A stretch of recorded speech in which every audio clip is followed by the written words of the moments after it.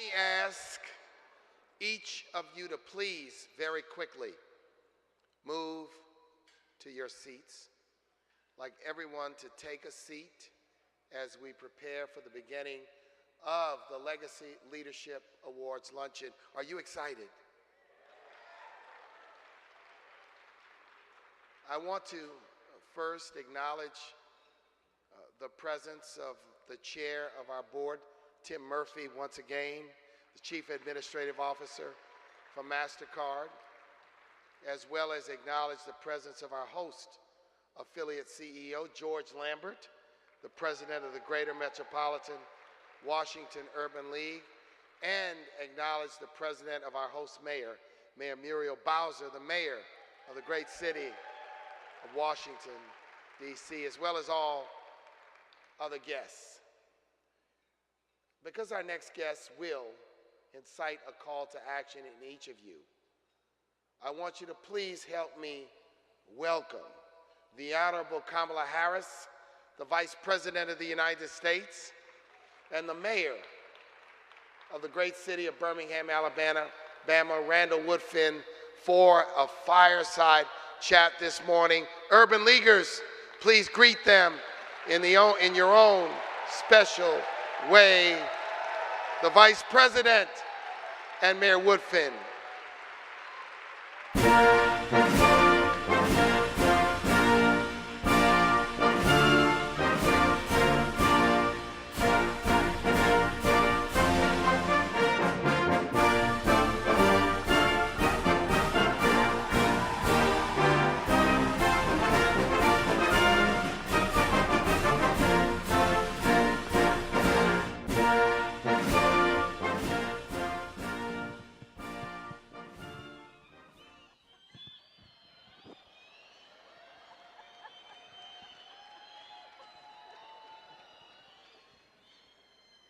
Madam Vice President, I think we know what type of audience we got this afternoon. I want to say hello to all my sisters and brothers who are here. Good afternoon. Well, listen, it is good to be at this Urban League luncheon. It's important to mind our manners. Let me start by thanking our leader, Mark Morial. Y'all give it up for Mr. President. To all the guests that are present, but a special shout out to all the presidents of the local chapters across the nation who are on the ground doing the work. Thank you so much.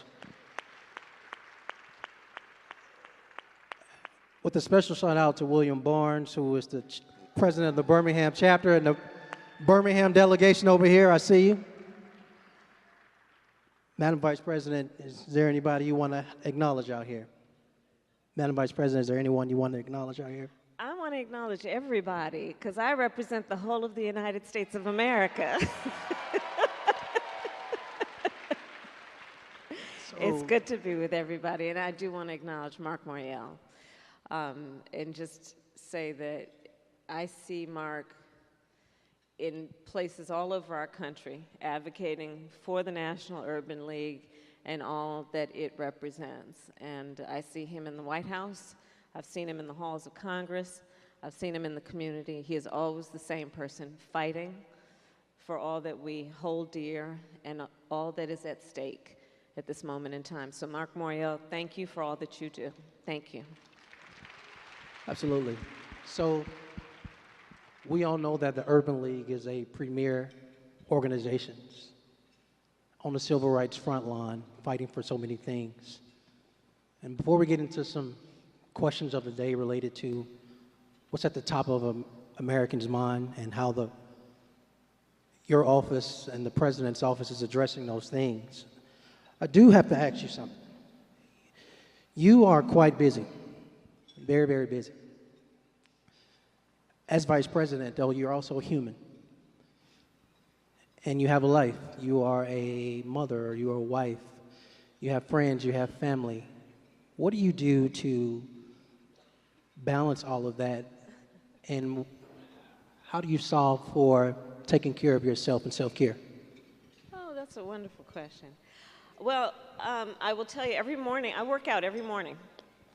No matter how much sleep I've had, I just find, and it's only half an hour I get on the elliptical, but it just gets you going. I saw Miss Miller, Michelle Miller, this morning, and I told her I love watching her on Saturday mornings when I'm working out.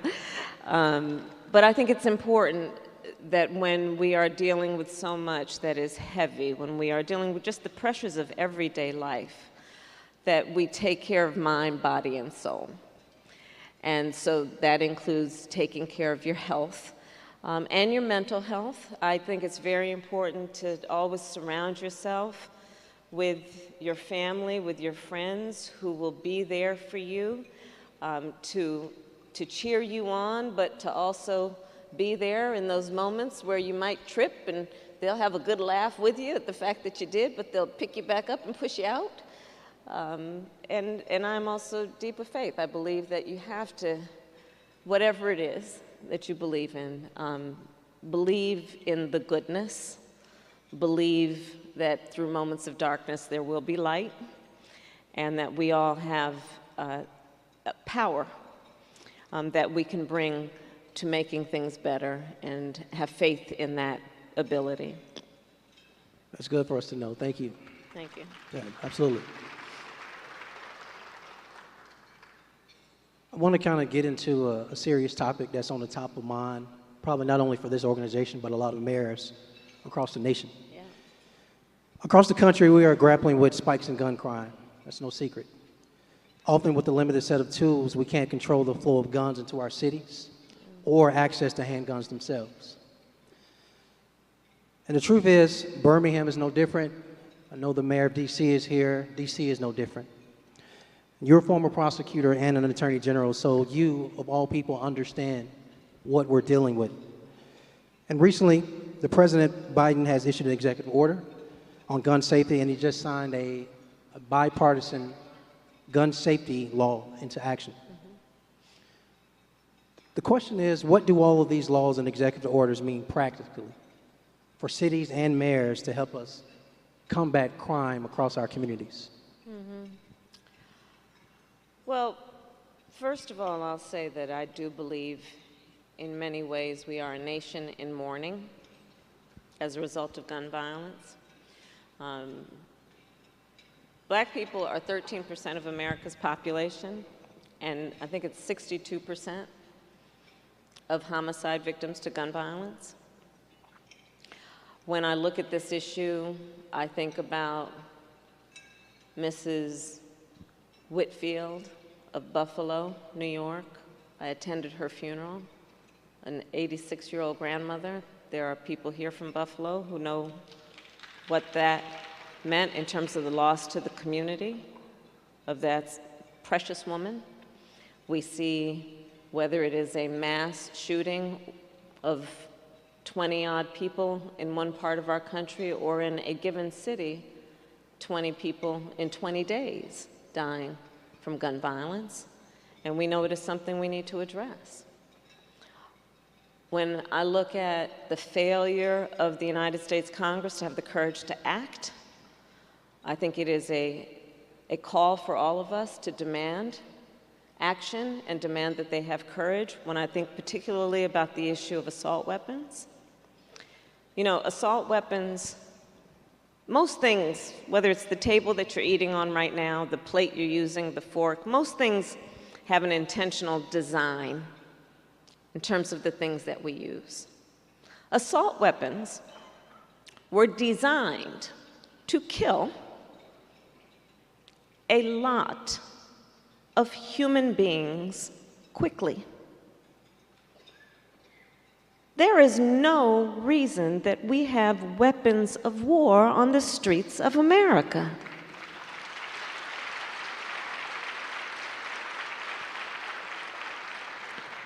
So when I think about what we need to do to address mayor, what ultimately does so often fall on the shoulders of our mayors to address on a community level, we need to take action at the federal level in terms of passing smart gun safety laws. We need to get rid of and repeal this liability shield for gun manufacturers. Why should they be immune from litigation? Doesn't mean that a court will necessarily decide anything, but the people, if we believe in systems of justice, should have a right to bring those cases where there is merit. We need to have background checks. Think about it. It's just reasonable to believe that before you can buy something that can kill another human being, we may want to know a couple things about your background, like that you are a danger to yourself or other people around you. So we need reasonable gun safety laws, and I believe that it is something that we all know will address the issue, in part, but there are a lot of other pressing issues that are associated with that issue that also need to be addressed in terms of what it causes, in terms of the mental health impact, the trauma on communities. What we know when I look at the mothers of homicide victims that when I was DA, I would meet with every other Thursday evening. No other prosecutor had met with them. And I would meet with those mothers mostly and fathers who had lost mostly their sons. And the trauma that it caused on those families and by extension the communities. We need to address that as well. So there are a lot of things that are directly connected with gun violence that we need to be smarter about, not to mention all of the other contributing factors that we could go into in more detail about economic opportunities or lack thereof in communities. Absolutely. You know, I would say one of those, I guess, spillover factors is what's happening in our schools and the ability when the school starts back, for some in August, in a few weeks, for others in September, that we're heartbroken about what happened in Uvalde. Yeah. And even though I don't control our schools in Birmingham, you know, part of my job is to make sure our police officers do. I think we all in this room care about the safety of our children. We know you do as well. But I guess the question is, as an administration, the Biden-Harris administration, what can you do more of to protect our children while they're actually in schools to prevent and or stop these mass shootings from happening of school children? Well, one of the things that we got to stop saying is that the way that we'll keep our children safe in school is if their teacher has a gun. We got to stop that.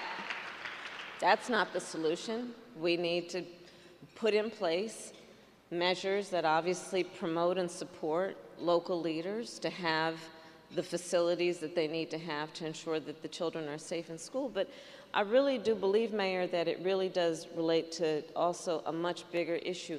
There are more guns than people in the United States. And it is too easy for too many people to, in particular, when we look at these mass shootings in school, look at the ability of so many people so easily to get assault weapons. And so let's agree that we have to act on that, and we have to elect people then in the next 109 days who will promote safety by understanding the connection between things like reasonable gun safety laws and safety. It's really important. As we talk to teachers, as we talk to principals and superintendents of schools across the nation, that's really important. Thank you for that. I will tell you that another topic on the minds of people, as I listen to my own sisters, as I listen to my own mom, my aunts, and even my friends, women's maternal health. Yeah. We know that what Dobbs did, sending things back to states. But in a state like Alabama, where there are no exceptions, and when I say exceptions, I mean things that we know are just flat out wrong, incest, rape, maybe something equally or more importantly, which is an actual mother's health. You add on top of that, we know in the African American community that black maternal mortality rates are at an alarming rate. When you have states like Alabama or Georgia or other states in the South that have these trigger laws, what can we do to either codify Roe v. Or what can we do at the federal level to make sure women's maternal health is protected? So this is an issue I've worked on for a long time, and I'm proud, in fact, that we have, through the work with many people who are here, who we've worked together over the years, we've been able to bring the issue of black maternal mortality to the stage of the White House. Together, when I was in the Senate with leaders like Lauren Underwood, the Congress member from Illinois, Alma Adams, Marcia Fudge, who is here now as the Secretary of HUD, was a leader when she was in Congress. We were able to actually bring the Maternal Care Act to the floor of Congress, and then by extension at the White House, elevate this issue. Why? Well, because today in America, black women are 3 times more likely to die in connection with childbirth. Native women, twice as likely to die. Women in rural America, 1.5 times likely to die. When it relates to black women, the facts are clear. Regardless of her socioeconomic level, regardless of her educational level, she is 3 times more likely to die. And if we are speaking truth, it is because when she walks into that clinic or that hospital or that doctor's office, she is not taken as seriously as other women who walk into those rooms. So the issue of racial bias in the healthcare delivery system must be addressed on this issue. And to that end, we have been doing the work at the federal level through the White House to advocate for training on racial bias for all healthcare providers. One of the other things that I've been proud that we've been doing, and I feel very strongly about this, is to highlight the significance, the value, and the importance of doulas, who understand the community, who understand and give dignity and respect to the women who are going through these experiences. The other work that we are doing is saying that we need to start rating hospitals based on how accessible and helpful they are to women going through pregnancy. So this is some of the work we are doing that is about addressing these components of the system that lead to these awful outcomes. You mentioned reproductive health care, both on the issue of maternal mortality, but let's also talk about it in terms of the right all women should have to make decisions about her own body and not have her government tell her what to do.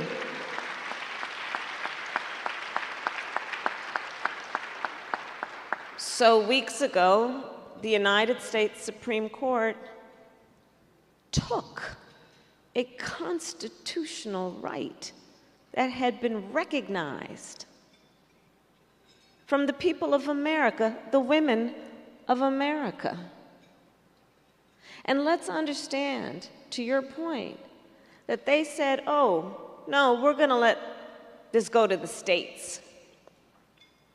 Well, I've done an assessment of where you're seeing some of the most fierce attacks against a woman's right to make her own decision based on which states it's coming from. You will not be surprised to know that in many of those same states, you are seeing attacks on voting rights. You will not be surprised to see that in many of those same states, extremist so-called leaders are attacking LGBTQ rights. So this is a moment where, one, we must stand and say, it is wrong-headed and intended to harm when you pass laws that deny a woman a right to make decisions about her body, when you pass laws that suggest there's not even an exception for rape or incest. You know, I personally prosecuted cases involving child sexual assault. It's an uncomfortable topic. People don't want to talk about it, but it's real and it happens. And that child and that woman should not have to endure an act of extreme violence and then not have the ability to have agency and autonomy to decide what happens next in her life. And Mayor, I'll say this too. Many of us grew up going to church. Many of us understand that this is a conversation about access to abortion that a lot of folks don't want to have. But you don't have to abandon your faith or your beliefs to agree that the government should not be making a decision for that woman.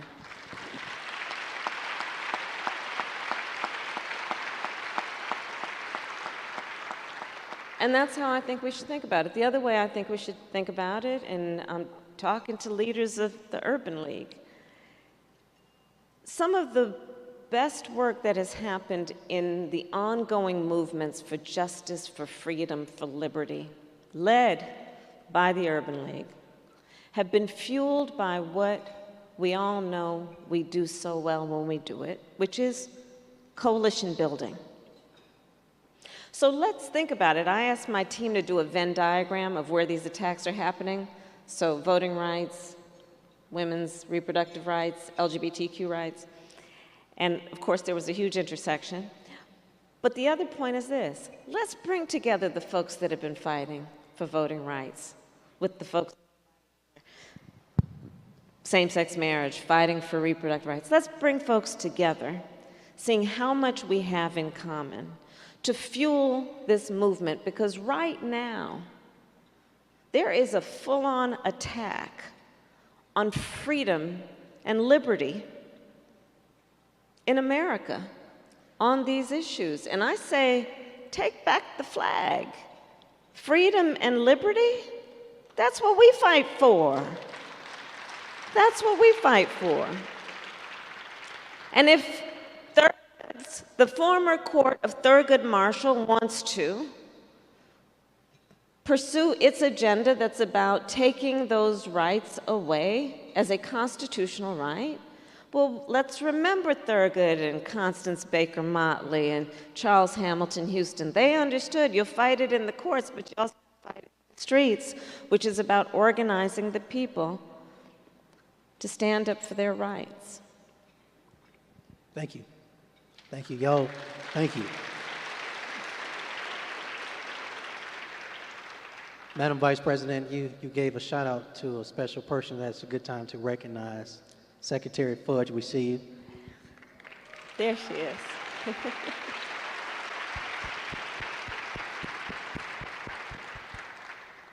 And Madam Vice President, you also mentioned in your remarks a few minutes ago about some of these attacks. We know one of those attacks. Well, let me back out. We're in the midst of a midterm election cycle. And we know one of the attacks that has been pretty consistent is voting rights.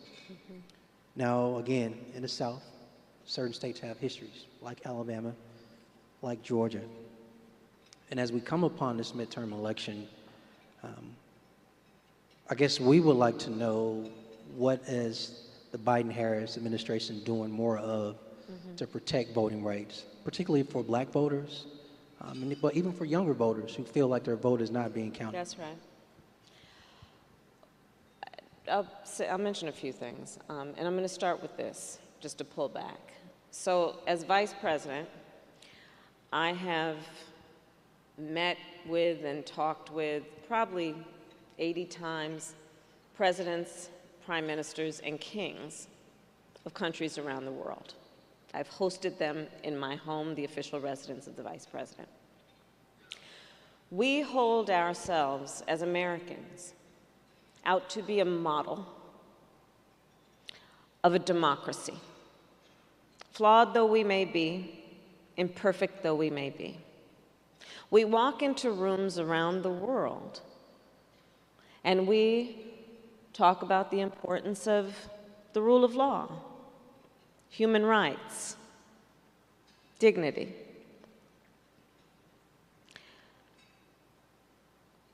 around the world, they are watching what we are doing. I've had these conversations where they are asking me, Madam Vice President, what's going on with voting in your country? What's going on with not allowing women to make decisions about their own body? They're asking these questions because you see, like everybody here is a role model. When you are a role model, people watch everything you do, and they look at you to see if what you say is reflected in what you do. So when we think about these issues like voting rights, do understand that it is as big as people standing in line and it not being illegal to give them food or water when they're standing in line to vote. It's as big as that as it is our standing in the world and our ability to defend democratic principles. So our president has rightly said that, look, there's this thing called the filibuster, and it can be and has been often used as an obstruction to getting good legislation passed. Our President Joe Biden has said he will not let the filibuster stand in the way of passing the John Lewis Voting Rights Advancement Act and the Freedom to Vote Act. He has also said he will not allow it to get in the way of passing the Women's Health Protection Act. So what do we need to do to actually then allow these pieces of legislation to get through? 109 days, we need to elect 2 more senators. 2.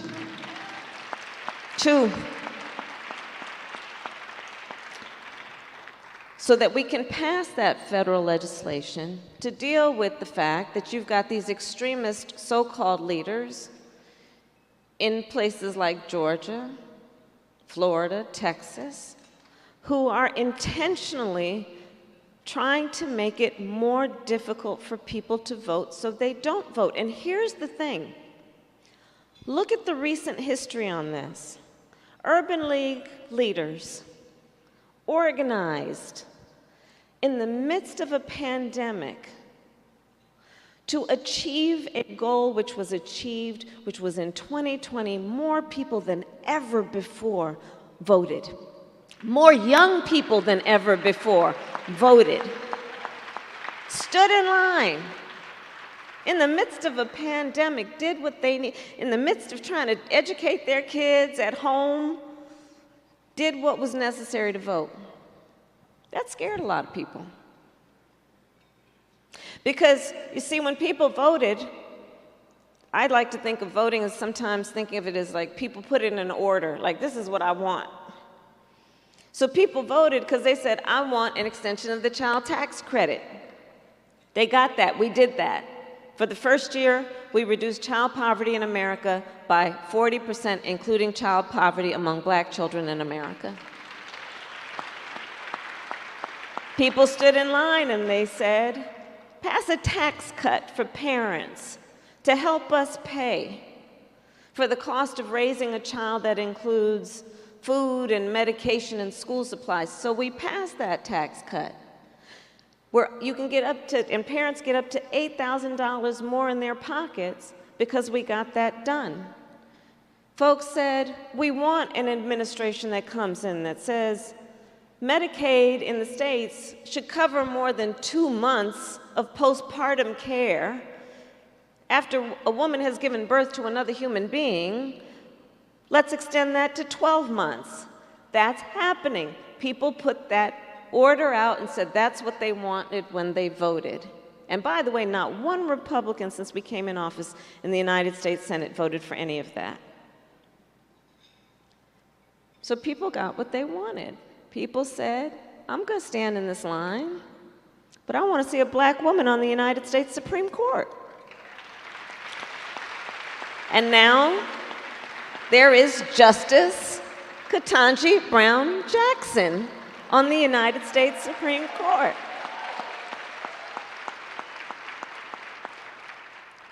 And yet, and still, so-called extremist so-called leaders are passing laws to make it more difficult for people to vote.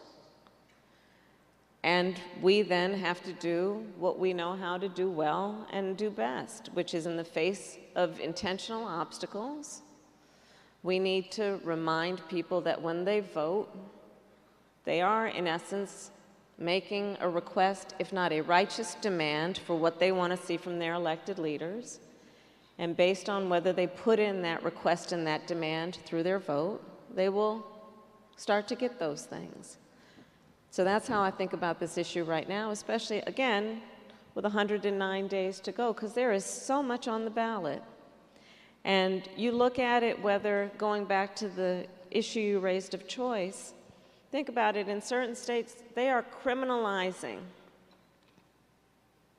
healthcare providers, punishing women.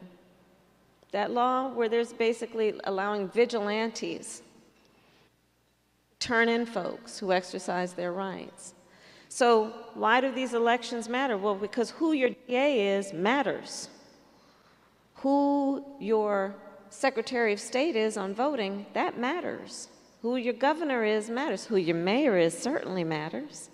Not to mention who are the members of Congress. There's so much at stake. It truly is. Before we get out of here, Madam Vice President, I mentioned one earlier. I mentioned William Barnes, who is the president of the Birmingham Urban League, and he introduced me to several of his colleagues who are in his position across cities across the nation. If you could give a charge to all the local Urban League presidents about being on the ground, one, supporting the work the administration is doing, but in general, what's the charge to these local leaders? I think voting in particular, I will say it over and over again, 109 days today. Can't get these days back. I would encourage all of the local leaders to remind people of why these elections matter, because they do. And let's be prepared, because all of us have been involved in this process for a long time, and so folks are going to righteously say to us when we ask them to vote, why should I vote? And they have a right to ask that question.